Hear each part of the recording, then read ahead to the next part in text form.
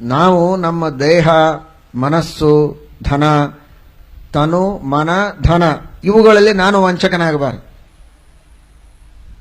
ನನಗಷ್ಟೆಲ್ಲ ಮಾಡ್ಲಿಕ್ಕೆ ಆಗೋದಿಲ್ಲ ಸೇವೆ ಅಂತಂತಾರೆ ಕೆಲವು.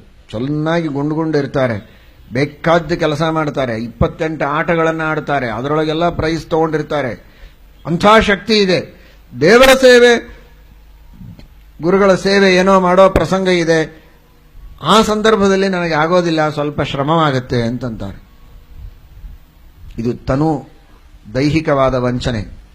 ಬೇಕಾದಷ್ಟು ಹಣ ಇದ್ರೂ ಹಣ ಇಲ್ಲ ಅಂತ ಸುಳ್ಳು ಹೇಳೋದು.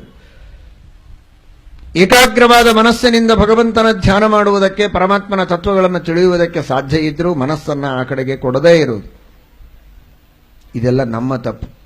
ತನುಮನ ಧನದಲ್ಲಿ ವಂಚಕನಾದರೆ ಎನಗೆ ಆಣೆ. ಮುಂದೆ, ಮನಸ್ಸು ನಿನ್ನಲ್ಲಿ ನೆಲೆಸದಿದ್ದರೆ ನಿನಗೆ ಆಣೆ ಎಂದರು. ಎಂತಹ ಮಾತು ನೋಡಿ. ಅಂದರೆ ನಾವು ಮಾಡೋ ಸಾಧನೆಯೊಳಗೆ ಇದರರ್ಥ ಕೆಲವುದು ನಮ್ಮದು, ಕೆಲವುದು ದೇವರದು ಅಂತ ಹೇಳ್ತೇನೆ ಅಂತ ಹಾಗೆ ತಪ್ಪು ತಿಳಿಯಬೇಡ್ರಿ. ಎಲ್ಲವೂ ದೇವರ ಅಧೀನ, ಆ ವಿಷಯ ಬೇರೆ. ಆದರೆ ದೇವರು ತನ್ನ ಅಧೀನವಾಗಿಟ್ಟುಕೊಂಡಿದ್ರೂ ಕೂಡ ಕೆಲವು ಶಕ್ತಿಗಳನ್ನ ನಮ್ಮ ಅನುಭವಕ್ಕೆ ತಿಳಿಯುವ ರೀತಿಯಲ್ಲಿ ನಮಗೆ ಕೊಟ್ಟಿದ್ದಾನೆ. ನಾನು ಈ ಮೈಕ್ ಎತ್ತಬಹುದೋ ಇಲ್ವೋ? ಎತ್ತಬಹುದು. ನನಗೆ ಅನಿಸ್ತದೆ ಎತ್ತಬಹುದು ಅಂತ, ನನಗೆ ಗೊತ್ತು.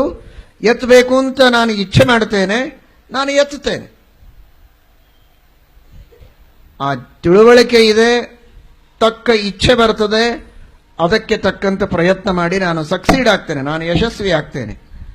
ಈ ತರಹದ ಅನುಭವ ನನಗಿದೆ. ಆದರೆ ಈ ತರಹದ ಅನುಭವ ಮನಸ್ಸನ್ನ ಏಕಾಗ್ರವಾಗಿ ಭಗವಂತನಲ್ಲಿ ನಿಲ್ಲಿಸ್ತೇನೆ. ಈ ಮೈಕ್ ಇಲ್ಲಿಡೋದು ಬೇಡ, ಗಟ್ಟಿಯಾಗಿ ಇಲ್ಲಿಡುತ್ತೆ. ನಾನು ಇಲ್ಲೇ ಇಡ್ತೇನೆ, ಕೊನೆಯವರೆಗೂ ಇಡಬಹುದು.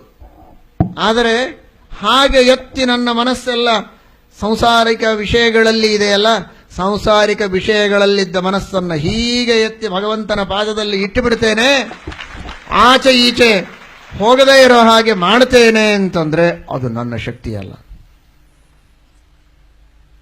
ಅದು ನನ್ನ ಶಕ್ತಿ ಅಲ್ಲ. It is beyond our capacity. ಅದು ನಮ್ಮ ಶಕ್ತಿಯನ್ನು ಮೀರಿದ್ದು. ಅದಕ್ಕೆ ದಾಸರು ಅದನ್ನು ಆ ಕೋರಟಿಗೆ ಹಾಕಿದ್ರು, ದೇವರ ಕೋರಟಿಗೆ ಎಸೆದರು. ಮನಸ್ಸು ನಿನ್ನಲ್ಲಿ ನೆಲೆಸದಿದ್ರೆ ನನಗೆ ನಾಣೆ ಹಾಕೋದಿಲ್ಲ ನಾನು, ಯಾಕಂದ್ರೆ ನನ್ನ ಕೈಲಿ ಆಗೋದೇ ಇಲ್ಲ. ಮನಸ್ಸು ನಿನ್ನಲ್ಲಿ ನೆಲೆಸದಿದ್ದರೆ ನಿನಗೆ ಆಣೆ. ನಾನು ನನ್ನ ದೇಹ, ಮನಸ್ಸು, ಇಂದ್ರಿಯಗಳಿಗೆ ವಂಚನೆಯಾಗದಂತೆ ನಾನು ದುಡಿಯುವುದಕ್ಕೆ ನಾನು ಸಿದ್ಧ. ನೀನು ದುಡಿಸಿಕೊಳ್ಳಲೋ ಶ್ರೀನಿವಾಸ, ನಾನು ದುಡಿತೇನೆ. ಆದರೆ ಕೊನೆಗೆ ಮನಸ್ಸು ಏನಿದೆ ನೋಡಿ, ಅದು ಏಕಾಗ್ರವಾಗಿ ನಿನ್ನ ರೂಪ, ನಿನ್ನ ಗುಣ, ನಿನ್ನ ಕ್ರಿಯೆಗಳ ಧ್ಯಾನ ಮಾಡುವಂತೆ ಆಗಬೇಕಾದ್ರೆ ಮಾತ್ರ ಅದು ನನ್ನ ಮೇಲೆ ನಾನು ಹಾಕೊಳ್ಳೋದಿಲ್ಲ. ಆ ಜವಾಬ್ದಾರಿಯನ್ನ ಇಟ್ ಈಸ್ ಯುವರ್ ರೆಸ್ಪಾನ್ಸಿಬಿಲಿಟಿ. ನೀನು ಮಾಡಿಸ್ಬೇಕೇ ಹೊರತು ನಾನು ಮಾಡಲಿಕ್ಕೆ ಆಗೋದಿಲ್ಲ. ಈ ರೀತಿ ದಾಸರು ಅದನ್ನು ಸರಿಯಾಗಿ ವಿಂಗಡಣೆ ಮಾಡುತ್ತಾರೆ. ಯಾವುದು ದೇವರೇ ಕೊಟ್ಟ ಮಾನವನ ಶಕ್ತಿಗೆ ನಿಲುಕುವ ಘಟ್ಟಗಳಿವೆ, ಅವುಗಳನ್ನ ಜೀವರ ಮೇಲೆ ಹಾಕಿ ಆಣೆಯನ್ನು ಹಾಕ್ತಾರೆ. ಯಾವುದು ಜೀವರ ಶಕ್ತಿಯನ್ನು ಮೀರಿ ನಿಂತದ್ದುಂಟೋ ಅದನ್ನು ದೇವರಿಗೆ ಒಪ್ಪಿಸ್ತಾ ಇದ್ದಾರೆ.